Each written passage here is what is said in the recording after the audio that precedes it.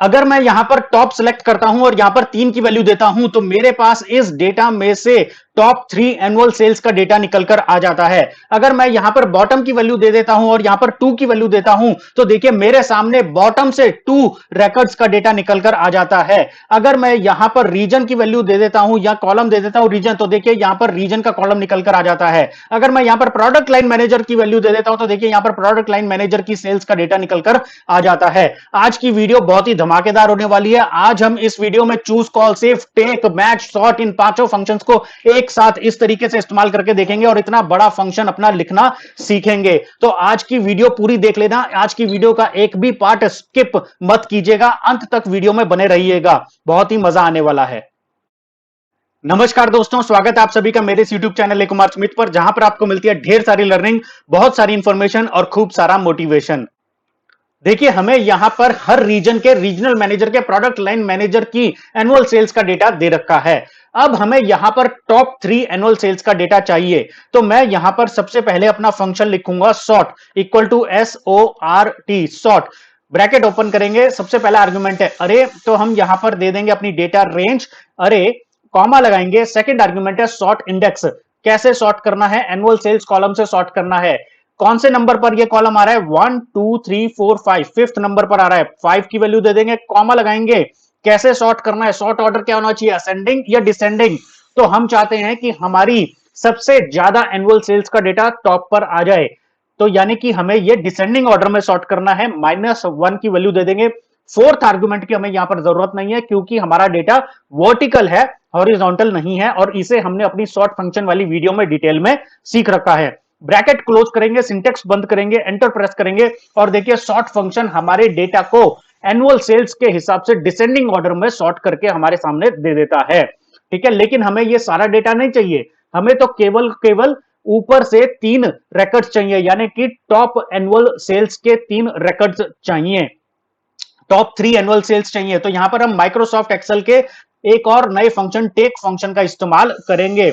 अब take function का first argument है अरे, जो अभी हमने ये सॉर्ट फंक्शन लिखा था जिसने हमें ये पूरी अरे, पूरी डेटा रेंज निकाल कर दी थी। अब ये अरे, ये सॉर्ट फंक्शन पूरा का पूरा हमारे इस टेक फंक्शन का अरे बन जाएगा, अरे आर्गुमेंट बन जाएगा। कॉमा लगाएंगे। अब सेकंड आर्गुमेंट है रोज, कितने रिकॉर्ड्स चाहिए, कौन सी रोज चाहिए, टॉप चाहिए या बॉटम चाहिए, तो हमें टॉप से 3 रोज चाहिए। तो यहां पर हम पॉजिटिव में 3 की वैल्यू लिख देंगे। ब्रैकेट बंद करेंगे, सिंटेक्स क्लोज करेंगे, एंटर प्रेस करेंगे और देखिए हमारे पास टॉप 3 एनुअल सेल्स का डेटा आ जाएगा।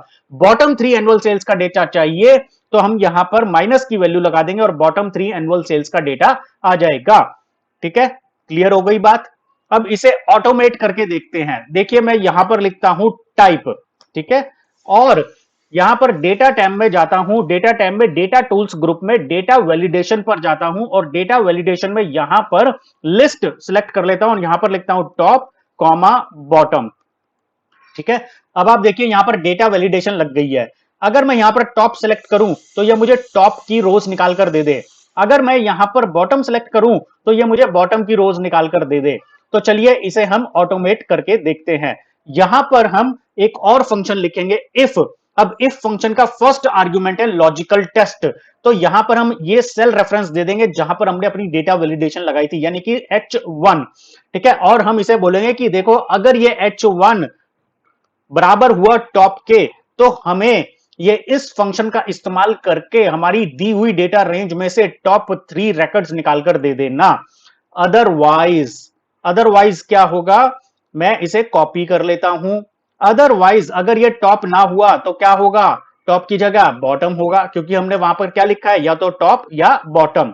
ठीक है ना, तो हमें यहां पर बॉटम के 3 रिकॉर्ड्स निकालने हैं तो यहां पर माइनस की वैल्यू लगा देंगे। देखिए हमारा फंक्शन क्या है, फर्स्ट आर्गुमेंट में बताया है कि सेल रेफरेंस H1 में टॉप लिखा है तो इस फंक्शन का इस्तेमाल करके टॉप 3 रिकॉर्ड्स निकाल देना, और अगर यहां पर बॉटम लिखा हो यानी कि टॉप ना लिखा हो तो हमें ये बॉटम के 3 रिकॉर्ड्स निकालकर दे देना। एंटर प्रेस करेंगे। एंटर प्रेस करने से पहले इफ फंक्शन को क्लोज कर लेते हैं, एक और ब्रैकेट लगाकर सिंटेक्स क्लोज कर दिया, एंटर प्रेस करें तो देखिए हमारे सामने टॉप रिकॉर्ड्स आ गए। अब मैं यहां से अगर बॉटम सेलेक्ट करता हूं तो आप देख सकते हैं बॉटम के रिकॉर्ड्स आ रहे हैं। एनुअल सेल्स आप देख सकते हैं 12 लाख की आ गई है। टॉप सेलेक्ट करता हूं तो देखिए एनुअल सेल्स 14 लाख की आ गई है। तो ये ऑटोमेट हो गया। अब मैं यहां पर एक और नंबर ऑफ रेकॉर्ड्स को भी ऑटोमेट कर देता हूं। देखिए अभी हमने यहां पर नंबर ऑफ रेकॉर्ड्स को +3 और -3 लिखा हुआ है, कांस्टेंट मैन्युअली लिखा हुआ है, इसे भी हम वेरिएबल बना देते हैं।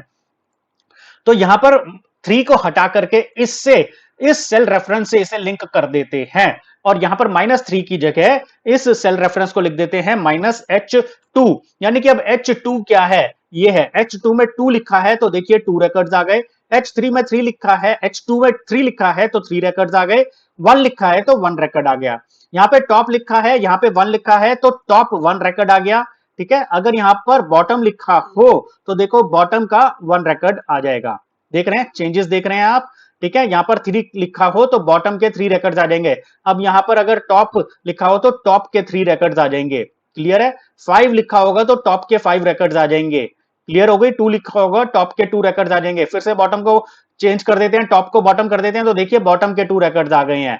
क्लियर हो गया, तो हमारे नंबर ऑफ रिकॉर्ड्स ऑटोमेट हो गए, टाइप ऑटोमेट हो गया कि हमें टॉप के चाहिए या बॉटम के चाहिए। क्लियर है, अब एक और चीज देख लेते हैं, अगर हमें यहां पर केवल ये 2 कॉलम्स ही चाहिए, प्रोडक्ट लाइन मैनेजर और एनुअल सेल्स का कॉलम चाहिए और कोई कॉलम नहीं चाहिए।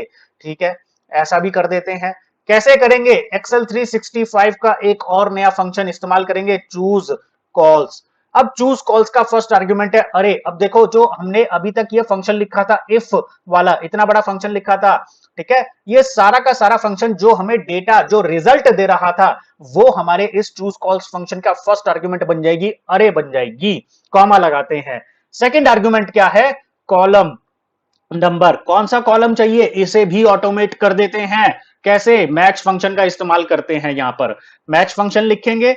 अब हमें कौन सा कॉलम चाहिए, प्रोडक्ट लाइन मैनेजर का कॉलम चाहिए तो ये वाली सेल रेफरेंस सेलेक्ट कर ली। यहां पर मैच फंक्शन के फर्स्ट आर्ग्यूमेंट में लुकअप वैल्यू में कहां पे लुकअप करना है, इसे लुकअप एरे क्या है, इसे लुकअप करो। यहां पर हमने ये वाली डेटा रेंज दी थी तो इस डेटा रेंज की जो हेडिंग है इसे सेलेक्ट कर लो, इसे लुकअप, इसमें लुकअप करो।